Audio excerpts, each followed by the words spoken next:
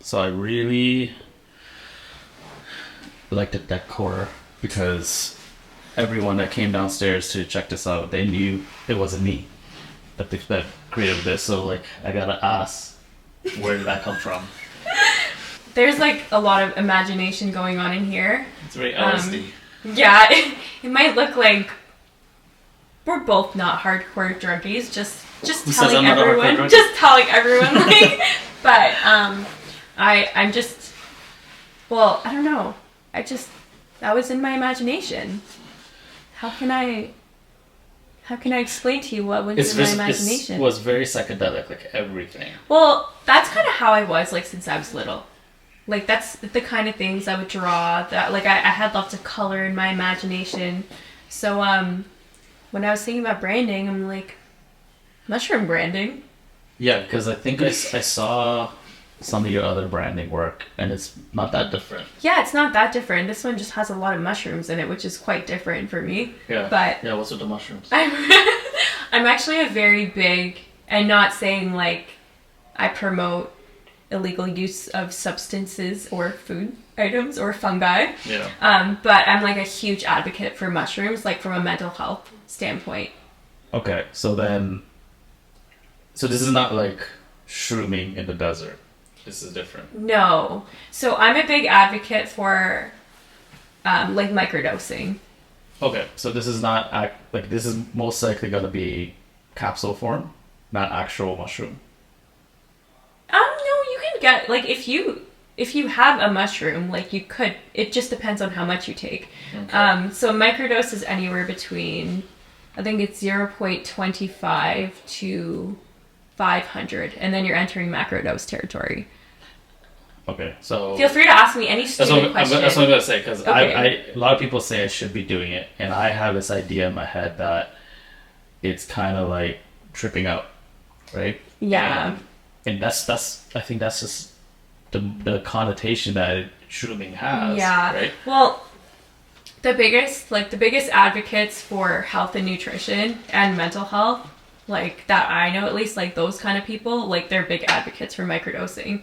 And the thing that people don't like, people automatically, it was like CBD. Remember when CBD came out and everyone thought you were smoking weed? Yeah. That's literally like the same thing. There's so much negative connotation. Like it's pretty much like, I don't know. So you know what? It's missing a lot of education.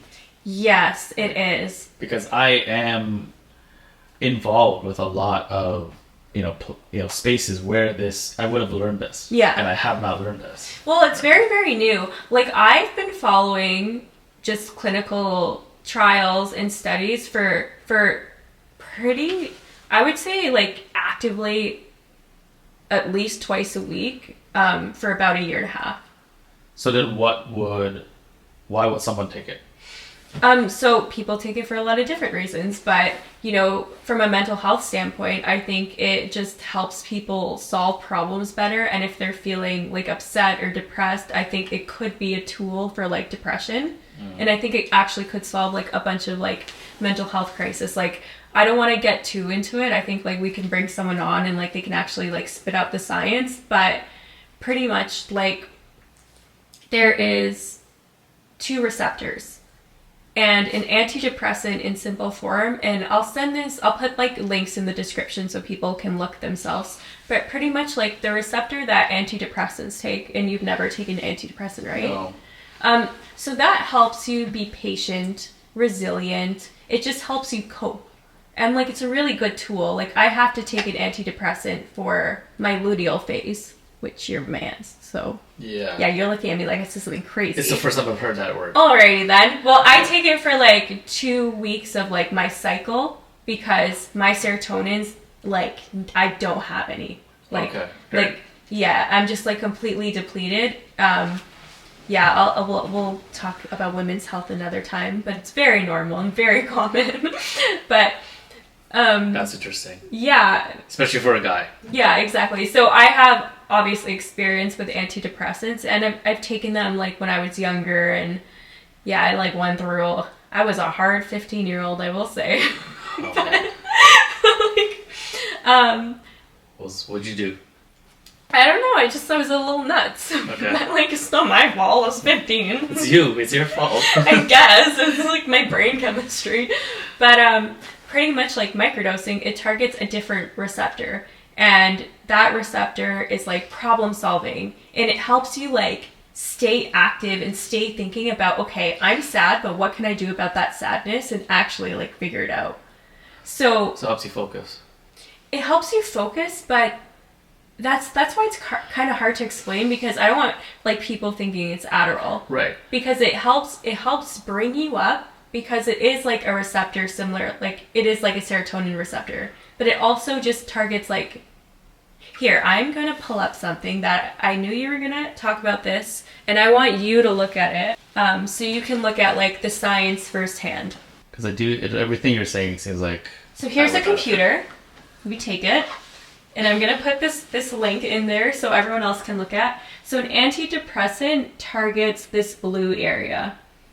Okay. Yeah, so that's your HT1. So as you can see, like stress, it targets stress, impulsivity, aggression, anxiety, ups resilience, patience. Again, like I consider that like coping, but not actually like helping yourself feel better. But the other receptor that it targets, the HT2, is like rigid thinking. It targets pessimism. Yeah, so you don't just think, oh, like I'm going to feel like this forever. Instead, it's like, what can I do to actually like help? So it targets both of these receptors. More so, microdosing is more so the second one. Oh, okay. Yes, antidepressants is more so the first one. Right. They both lead to obviously like a better well-being, but... Yeah, so they're both going to lead to decrease in depression and increase in well-being. Of course. Okay. But it's just a different tool. Pathway. I like to refer to it as a tool, because some people, and it's okay, like you take an antidepressant if you're sad. Other people like take a microdose, and I think whatever works for you is fine. But like I promote it because the trials I've seen and the research is incredible. I know it is getting a lot of popularity. There's a lot of clinics, especially in the States, that are now microdosing. Mm-hmm. It hasn't been given the green light in Canada yet. No. But yeah, I'm interested in it, but I'm also interested in the fact that I think I need it. And now that I wanted to do it because I actually want to try my definition of shrooms, of what I thought it was. But now I feel like this is something I almost kind of need regularly just to kind of enhance my day. So you just saying that, I don't think like you'd be ready. Why? But okay, you don't feel anything right off the bat. It's not like I'm taking a drug and I'm on a high and then I feel low. Exactly. Like it's not that, but you need to... I think like you need to position it differently in your brain. Like if I'm feeling kind of meh, like I'll take one and you might just have a really good day. But it's not something, well, first of all, I think it's really safe because it's not something you can get dependent on. Like science says that. Yeah, so you don't feel like you have to take another one. Like if you take a microdose Monday, you might have like a good week. You might have a good 2 weeks. You might have a good 3 weeks. Like, but who doesn't want a good week? Exactly. It's different for everyone. But if you're going with the mentality, I need a hit, I think I need this, then you might be disappointed. Because you'll be waiting for that feeling, and that feeling is subtle, right? I see what you're saying. Yeah. So when will I feel like I'm ready? Like what level do I need to be at? So you can take one any day. Take one any day. Take a microdose. Don't take a macrodose. Don't take a recdose, please. And just go about your day. Just make sure don't just sit there and wait for something to happen, because it won't happen. So you've never been interested in the recdose? Like I haven't, but I'm not against it. Mm. And I haven't only because... See, I'm nervous about taking a recdose because I've pretty much stopped smoking weed because of the bad trips I was getting. Yeah. Right? So I don't want to take such a mental drug. But the microdosing, I feel like it would help me in a lot of other ways, especially with work. Right? So that's why. Just because of like the ability to... I read something about learning, and it kind of helps with your ability to focus, and with us, like, we're kind of learning things every day. right? You kind of be on every day. So I just feel like it'll help me kind of handle those situations a little better. It could. Yeah, it That's what definitely it's like. could. No, it's like anything, right? It may help, it may not. It may, exactly. It may help, it may not. What I can tell you is you're not going to be like, oh my god, get me out of this. Like, you're not going to... Okay, you're not gonna, that's like, what I'm learning now. It's going to be so subtle. At the end of the day, you literally might just have a good day. Yeah. You might just be like, I felt good today, and forget about the microdose completely. And you're probably the third person I've talked to about this, and you say it the exact same way as them. They all say, you just may have a good day. Wow. Yeah. And I'm like, how are you all three of you guys saying the exact... Is this slogan somewhere that you guys just... I mean, I took, like, there's a certification for doctors and naturopaths. I took it, like, as I'm not a doctor or a naturopath, but they still let me take it just for my own education. Yeah. And that's what the doctor always says, too. She's like, you might just have a good day. Yeah, and I think it's such a good slogan, because all three of you guys got me wanting to try it. But if you don't have a good day, that's okay. No, and you guys have all prepped me saying, hey, you may not, but you may just have a good day. Exactly. And the way you guys say it too, it's just such a positive way. Yeah. I'm like, why are you guys a part of the same cult? Like, no. You guys all I know it's like very scary, and I understand. Like, I like just because of the way I grew up and the things I've seen, I've been like anti every single drug, even alcohol. Like, I'll have a couple drinks here and there, but alcohol gives me a lot of anxiety. But I think it's because of like. That's my vice. Yeah, mine is like sour beers. Yeah, you like your sour beers. Yeah. And I freaking love food. So, speaking of food, I brought some popcorn. You know, I've never had kernels until like a year ago. See, I don't like eating popcorn because it makes me cough. It always gets stuck. Drink more water. I do drink. Okay, everyone will say I don't drink enough water. But, have some popcorn. So I want to talk to you about something I learned from a young brother when he was very young, and I never forgot it. He calls it the popcorn theory. So, I don't know why we do this, but like, we just start eating one. Like, very politely. It's fine. And then, you know, it's usually like when you're in a movie theater or you're at home, like you just politely eat one, you don't need a lot, and then you start eating 4, and then 5. And then you start, like, eating so much that it doesn't fit in your mouth and it's just falling everywhere. And then, like, you just keep going and you become an actual animal. I do the same thing, but I do that with chips. Ew. Yeah. Yeah, it's not as attractive as popcorn. I mean, this is definitely not attractive. Yeah, they're both either. Equally unattractive, but... And I was eating... Yeah, they're both equally unattractive, but whenever I bring out a popcorn bag, my dog, like, is on me, because she knows in about 5 minutes it's going to be everywhere on the ground. Is she going to have it? Yeah, of course, yeah. No, look, I already put 4 in my hand. But why do you think we do that? I think it's a serotonin hit. Right? You like, especially if you have a thing for food, right? But so anything that you really like, at some point you're gonna want more and more and more. But it's everyone does it. I don't know. Why do we need to become animals? Like, I love like Chipotle bowls, but I'm not gonna like have one spoonful and then like dump the whole thing on my face. Why are we okay with like what?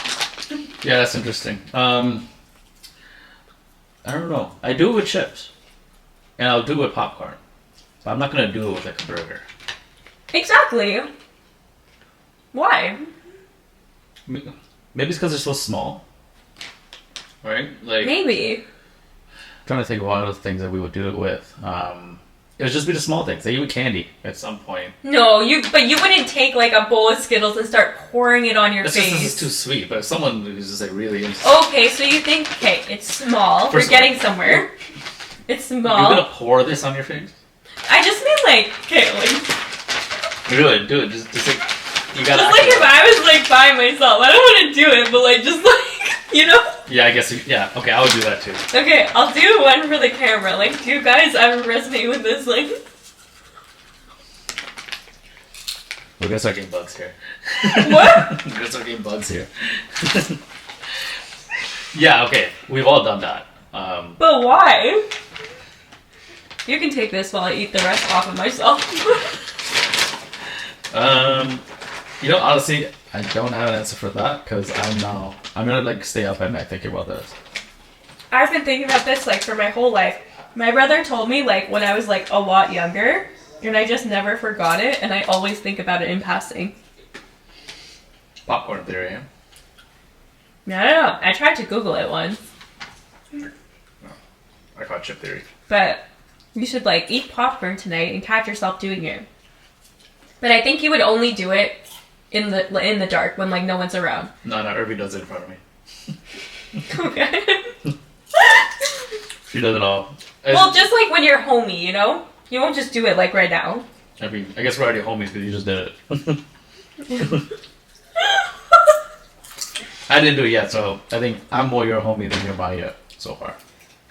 Alrighty, so get some microdoses, get some popcorn. So what's the side effect? A popcorn? No, of microdosing. There's not really any There's no side effects? I don't think so. I mean, I'm also not a doctor. You shouldn't really listen to anything I'm saying. Yeah. What am I listening to here?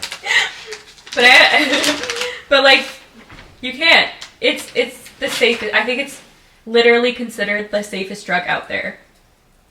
Yeah, I know. Psilocybin and LSD. Again, you're the third person to told me that. Because it's true. And I feel like, honestly... You can't overdose on it? Well, like... You can obviously recreational... Like, you can... Well, okay. At that point, it becomes a rec. Yeah, I was just gonna say, like, I don't know the answer to that, but... You can... Whatever you can tolerate, like, everyone can tolerate something different. Mm-hmm. So people who already take SSRIs, they might not actually feel anything from a microdose. They might actually have to take a macrodose to feel a microdose.